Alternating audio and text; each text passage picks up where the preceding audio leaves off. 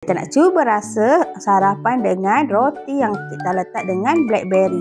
Bismillahirrahmanirrahim.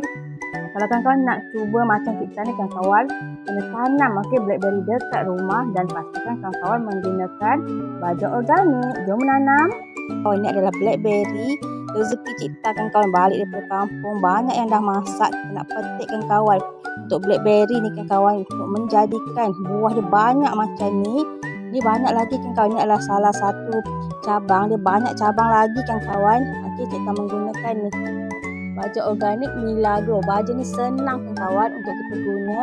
Dia didatangkan dalam bentuk serbuk. Kita hanya tabur-tabur. Banyak lagi kawan-kawan, tengok ni. Ini antara lah. Okey, blackberry cipta yang belum berkembang. Macam ni tak boleh ambil. Ni masam kawan-kawan. Jom kita nak petik blackberry cipta. So nak kawan-kawan, bila kita menanam ni, kita berbudi pada tanah kawan-kawan, kita boleh dapat hasilnya. Biasanya kawan-kawan untuk makan blackberry ni, kita terpaksa belilah kawan-kawan. Tapi sebab kita menanam, kita pula menanam secara organik, kita dapat kawan-kawan makan blackberry. Oh, sedap ni. Blackberry ni kawan-kawan, kalau betul-betul masak macam ni, kita ambil yang betul-betul besar.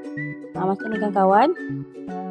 Okay, kalau yang besar macam ni dia manis, tapi kalau ada merah-merah sikit macam ni kawan-kawan, dia mungkin rasa masam-masam sikit. Tapi yang kita pelik ni kawan-kawan, blackberry yang kita tanam ni, dia manis kawan-kawan. Okey, walaupun dia ada merah-merah ni, dia tetap manis.